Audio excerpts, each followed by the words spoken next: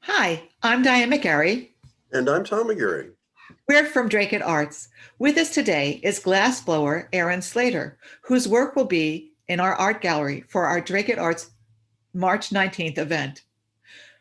Aaron Slater is a self-taught glass artist. He has been working with glass since 2001. Growing up, Aaron spent much of his time in the woods of New Hampshire, an amateur naturalist of sorts, observing nature through his trusting, magnifying glass, and sometimes setting it on fire. But it was his first snorkeling trip to the reefs of New Mexico that changed his appreciation for the natural world forever. Going from the woods of New England to the tropical coral reef was like traveling to an inhabited alien planet, he says. It was thrilling for me. I love that image. The love of nature and the love of fire continues to inspire Aaron as he creates his works by manipulating hot glass in the flame of a torch, a process called flameworking. Maybe he'll tell us a little bit more about that in a minute. And now he lives and works in Lowell, but he travels back to dive the reefs of Mexico every year. Boy, that must have been challenging to do this year, Aaron. Oh yeah. Well, normally sometime around February, but probably not going to happen. Sadly. Yeah. Yeah. Well, But yeah, let me go ahead. I'm sorry. we're so glad to have you with us today. Oh, thanks for having me. Yeah, I know. It's exciting. Yeah, it's fun. I work alone in the studio, and so this is like getting out on the town for me these days. So how did you actually get into glass blowing of all artwork? Why did you pick that one? It kind of fell in my lap in a way. The minute I saw glass blowing, I was fascinated with it, and I think you said in that statement, I had a passion for art and craft, making things, taking things apart, and also a little bit of pyro in me, maybe. I was always kind of experimenting at my dad's workbench, whatever I could run electricity through, or drill or set on fire or whatever. So when I first saw glass blowing, it fascinated me, but the pursuit to find an avenue to learn it was very long, and with a lot of closed doors and no's, for sure. I asked a lot of It's people. not a very present artwork. I mean, not a lot of people do glass blowing. No, and you know what? There's been a huge explosion of it, though, for sure. I mean, since when I started to now, there's probably a lot. There's a lot more people working with glass, especially in lamp working, and which is what I do. Oh. And what lamp working is melting glass with torches. So the glass blowing that most people are familiar with would be called furnace working or offhand working, or so where you're melting glass in a furnace and reheating it in a glory hole, and the scale of it is kind of large with big metal punties, blow tubes, and flame working is really sort of the same techniques scaled down to work at a smaller heat source, which is a torch. So I use a big bench mounted torch. I'm working at a bench in the flame, manipulating the glass in the same ways, same techniques, but kind of scaled down. So it's more accessible. The initial investment is not as big in equipment. So that is one of the reasons why there's a lot more people blowing glass now, is because of the accessibility of the flame working art form, But yeah, I asked at least 5 or 6 glass blowers from age 13, when I first melted beer bottles in my dad's workbench. Beer bottles. Yeah, with his plumbing torches. I saw a special on Chihuly on PBS. I remember it very, very well. And then I was super inspired, and I started trying to melt glass in the basement. And Wow. So from then till when someone said yes, about that? Probably didn't know. What he did know, he was probably scared about, but I don't. It's a good question. Well, because I watched your video. You have a video out that's really nice. It's a little bit long to show on this show because it's 7 minutes long, but it's really nice. And the first thing about making a marble, And the first thing you talk Mhm. about is the safety. You talk about how the flame, the smoke, and the hot air is going to go out through the chimney, and how you have all these metal parts around you protecting you. You put on glasses, you put on Mhm. protective gear for yourself. So, which I loved. I loved that you did that, because so often we forget about this safety when we get so excited about doing things, you know. Um, Mm. Actually, I had the same problem. I gave my children when they were little, your children's age. Aaron's children are 3 and 5 right now. And I gave them small hammers and stones and let them go outside. And I gave them um, little stools to make and a hand drill, and they would make 3-legged stools, right? But it took me a while. Actually, it took my son breaking a really hard rock and getting a chip in his eye for me to realize, oh my God, they should have safety glasses on. It never occurred to me, you know. But you're Yeah. talking about fire, which needs Yeah. even more. I mean, you need to have an exit for that. You need some type of extinguisher available. I mean, we had a chimney fire last year, so I'm really up on having a chimney. You know? Okay. Yeah. Yeah. Yeah. Definitely.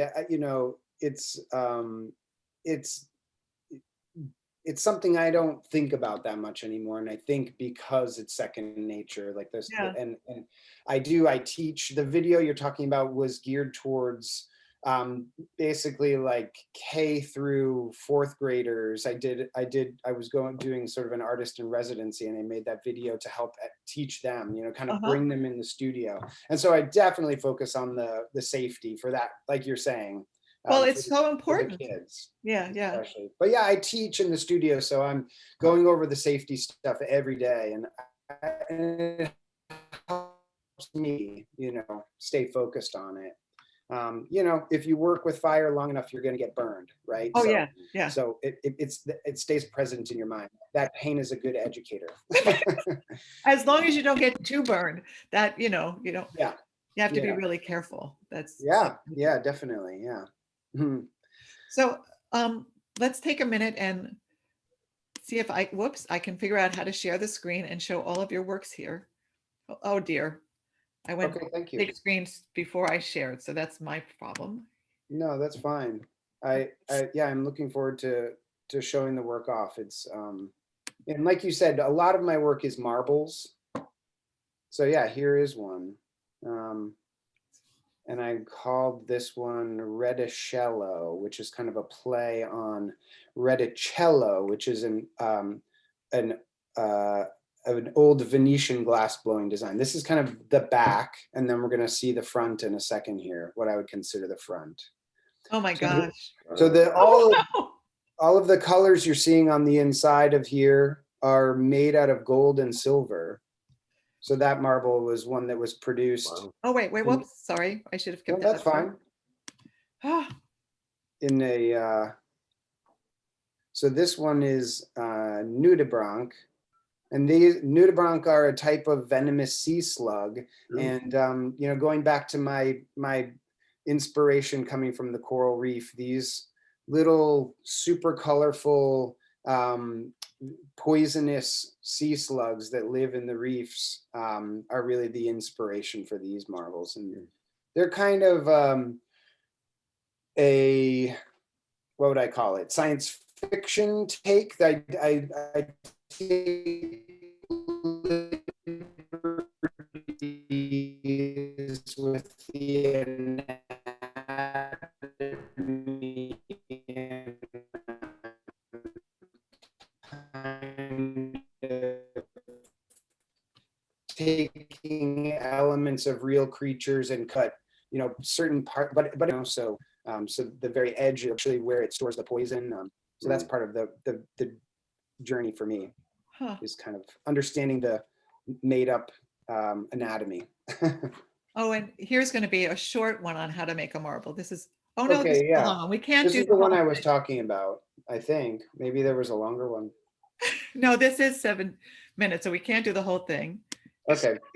Right here is my little gallery space where I show off my work to people that come and visit my studio. I have it displayed here under nice lights.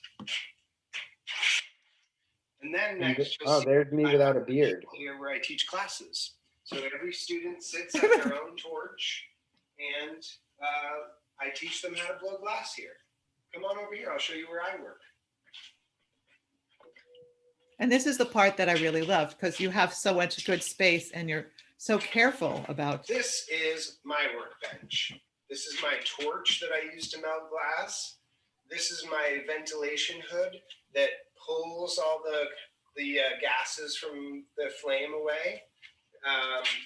And then behind me, you'll see my color glass. So this is my palette. These are like all the crayons in my box of crayons that I can use to create all the different colors that go into my work. The other raw materials that I use to make glass are tubes of glass. See, this is hollow like a tube. Those are amazing. So that's really kind of how it comes. This one. Wow, so there are different thicknesses, huh? And, yeah, different diameters, different thicknesses. Some are tubing and then rods. And again, rods from tiny up to, especially with the marbles, I use some really large diameter ones. So do you put the different colors in the rods and then burn it together? Yeah, I don't, yeah, kind of. Let's fire it up. All of the materials get melted in the flame of the torch. A lot of times to achieve the details that I'm achieving, there's, you know, a lot of prep work, making elements that then get processed in different ways. You know, sometimes cold working, cutting on with diamond saws and grinding and polishing, and then bringing back to the torch and adding back into the hot process. So say, you know, one of the marbles you showed a minute ago, most of those, so the few that we just looked at were probably each like maybe a 4-hour process. So, so my average marble is maybe 2 or 3 hours, but I have some that take me a few days, you know, prepping, making all the elements and then bringing them together in the end. Neat. It looks like you do marbles of different sizes. Do you have a favorite size, or, you know, how do you pick, or what's going on there? Oh, that's a good question. I mean, there is kind of a sweet spot for me that's kind of somewhere around here, I think. And why that is, you know, that's a good question. It's funny. So one thing I would say is that there's certain of the marbles that people say, oh, can you make me one this big? And they want something this big, you know, and in theory, I can make something that large, but because of the way I'm manipulating the materials, there's a process with the colors where so the thing that makes the colors is generally metals in crystalline form, and some of them are recrystallizing within the matrix of the glass as I'm working it. So I'm actually putting those metals back into solution and then letting them recrystallize during the cooling process to create the colors.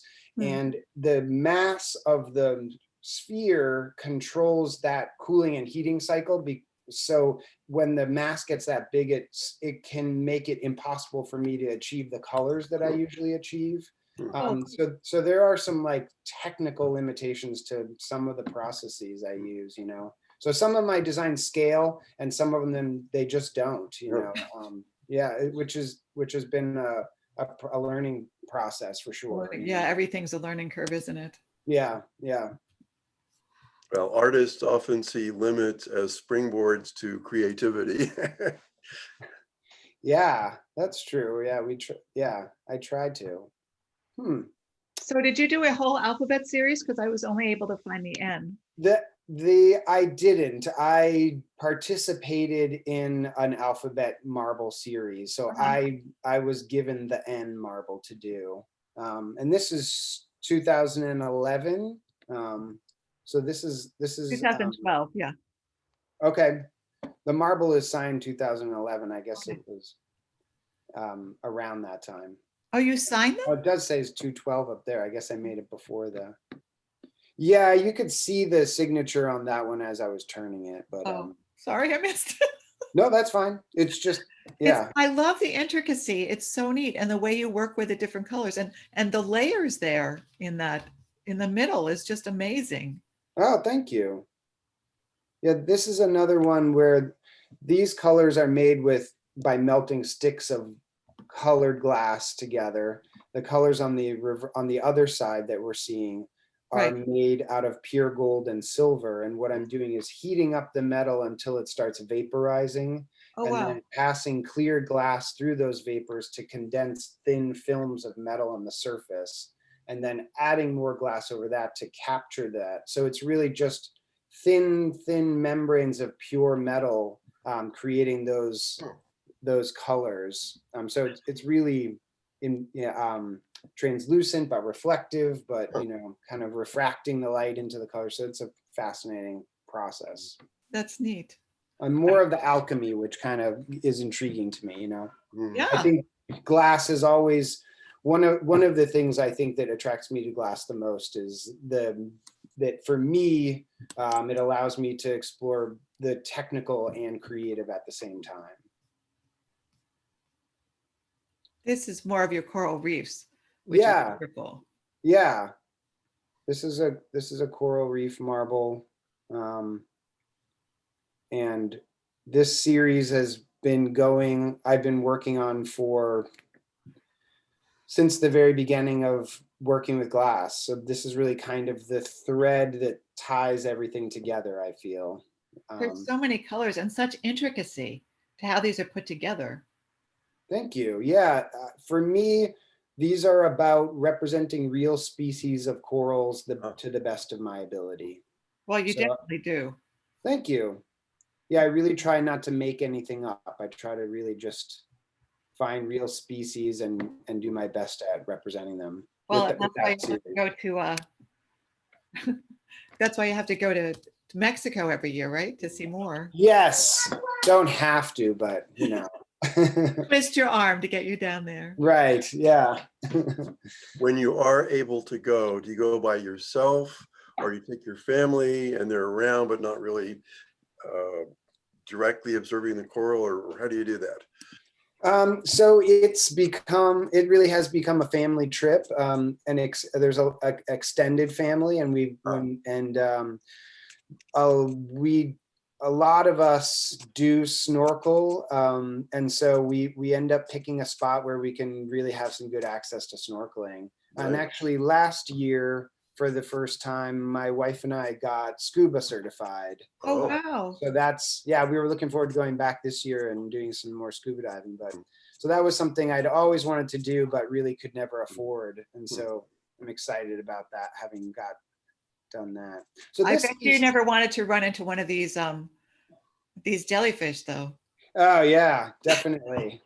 That one looks dangerous. This actually is a collaboration between myself and another artist. So he made the jellyfish, I made the coral reef, and then and put his jellyfish into it.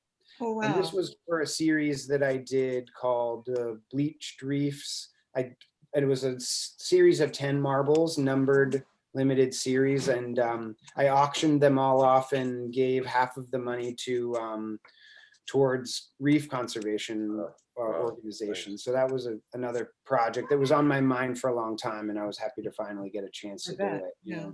Yeah. Since the other artist made the jellyfish, is there a different technique? I'm not sure how to, the right vocabulary to add the already made object to the marble you're making, so it doesn't just kind of dissolve into whatever else is in the object you're making? Yeah, it's a challenge. There's some ways, what I do is a lot of putting lots of elements together to make a marble. So I'm very used to it, and I have a lot of tools in my tool belt. Hey guys, I got my kids are right here. You want to get on here? Come over for a second, be on the show. Yeah. Hey, this is Julian. Hey. And this is Remy. Remy is too short. Hi. Thanks, guys. All right, go ahead. Thanks, guys. So I have a lot of tools in my tool belt for achieving those things, but yeah, putting two things together without distorting, smearing, twisting, and is definitely a challenge. And over the years, I kind of have developed a few techniques. And when you try to do a collaboration with somebody else, sometimes I just don't, like I have some things on my bench right now that people that I'm, that I just haven't figured out how to incorporate them into my work, maybe It someday. must be difficult, a real challenge, it sounds like. Yeah, that's why you do it though, for sure. That's one of those things. Doing collaborative work is definitely about pushing yourself and forcing yourself into an uncomfortable corner, right? Yeah. It's like really neat. I just realized I was asking a dumb question. You usually, or at least often, add your own made objects to your marbles. So, Right, Yeah, because but another that jellyfish in there. situation was Not that definitely unusual. different. Yeah. This is sure, in a little while, bud, okay? Okay. This was a kind of a different take on the coral reef, where I was putting the corals down in kind of the darkness and hiding things off in the horizon. So you see, as I'm spinning it back behind the coral, there's a little squid and swimming, and you saw the jellyfish before. Yeah. Right, and behind there, it's not in great focus, but well, it is what it is. It's okay. Yeah. It's lovely. Before I got my better camera.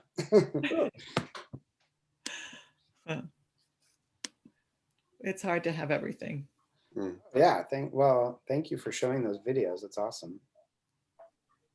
And let's see. I know you wanted to show this one, so let me get it up here. Whoops. Oh yeah. To start at the beginning. Hold on. Sorry. Pause. So this is something I did very recently. I call the bubble protector, and this was Very playful. This is straightforward, straight up. It was something in my sketchbook for a long time, but really, like, not having any work going on because of COVID allowed me to really pursue this, or gave me the headspace. So I feel like this is like totally quarantine work, and I had so much fun, and I've been having so much fun with it. And I really think of it as a performance piece, but the interesting thing that's happened with it is, people have been wanting them, but also as I've been playing with it, it's become sort of this science lesson for me, because if you let the bubble will stay for days in there. Really? And what happens is, slowly that iridescence of the bubble slowly fades from the top down. Oh, And then wow. you'll come in like after 20 hours and it'll be like half and half. The top half will be totally clear and the bottom half will still have that like soapy iridescence. Wow. And then it'll go all the way out. And so I've been researching like what soap bubbles are, and I to try to figure out what's going on. And I think what it is the soap coats a membrane of water and allows that bubble to form. And if you make a bubble that's just a dome, a half dome, those water molecules will stay stacked in a dome by themselves without the soap, if they're really protected like that. So you're seeing like this sort of pure water dome. Wow. I don't know. That's my theory. I'm not a scientist, but yeah. So that led me down a great rabbit hole. I've been having a lot of fun. I like rabbit holes myself. Yeah, right? Yeah. Let's see. Have you ever tried working the other techniques of glass? I forget what you called them. Oh yeah, I call it furnace working. I did, I went to Haystack Mountain School of Craft up in Maine. Oh yeah. A while back, and did a like a week session at the furnace. Yeah, that was really great. They offer they offer scholarships, so you wash dishes part of the day and take a class, and that place is amazing. Yeah, so back before I had kids. Right. Yeah. So But it did help me. I was introduced to some tools that I wasn't using in my practice that I do now, so that definitely did expand my knowledge of my process. But I'm terrible at the furnace. You're terrible. So you see this, I see a lot of your work is all about almost the coral reefs. Do you do anything about the New Hampshire mountains that you've spent so much time in? Oh, it's a good question. No, there's connections for sure. I mean, for me, when not long, like here's an example that's fresh in my mind. It wasn't long ago, I was up at the top of a mountain looking at lichen through my magnifying glass, and it's almost the same thing. It's Right. really fascinating, Oh. when you get to the right scale with, with an ecosystem, the fascination is kind of the same, and the biology and the geometry, so for me a lot of times it's the coral really shows the geometry of nature. Uh-huh. So like there's sort of repeating patterns that break down in a certain way, and Mm. like I think that that's when I see that, it ties to all of the ecosystems that I see, and why they're so beautiful and fascinating. But yeah, one of my other passions is bonsai, and I'm big into it, and I've had multiple people say like, how come you're not making bonsai marbles, and it just I don't So know. you like the small and the intricate. Mm. It's Yeah. interesting because as you were talking about the lichen, actually last year we had a painter who she would use her cell phone to take pictures underneath, right, where you can't really see underneath the part of the tree that's down under, right, and the mushrooms and all that lichen. And then she would make huge canvases of this really tiny world. So she Oh was yeah. blowing it up. You are taking the bigger world and you're making it smaller. I mean, Oh yeah. it's the opposite. It's really cool. It's very cool. Mm. Oh, And that is bonsai interesting. does the Yeah, same I hadn't thing thought with the that way. I like controlling and the twisting. That's neat. that. Oh yeah, the movement. I mean, the form of the marble also is just from the beginning. First with glass, I think I wanted to put things inside, Yeah, sure, of course. and so that was like I want things inside, and so but then coming to the sphere, I mean, it's such a perfect form, Well, and people always ask, do you play marbles? Did you play a lot as a kid? And it's really not about the game. It's no. really about the sphere, for Well, sure. and that's what we live on, this beautiful Earth sphere. Yeah. Thank you so much for sharing your craft with us, Aaron. It's wonderful. I can't wait to see your art show in March. Oh, Yay! great. Thank you so much. Yeah, thanks for having me. It's been a pleasure. And thank you all. Please come to our event on Saturday, March 19th. It will be online. We're all being health conscious and careful here. Let's see, it's from 1 to 2. Then we'll have our author of the day, and then from 3 to 4. And then the art gallery will open again from 5 to 6. Thank you so much. Yes, Great, thank Aaron. you. This is wonderful. Thanks.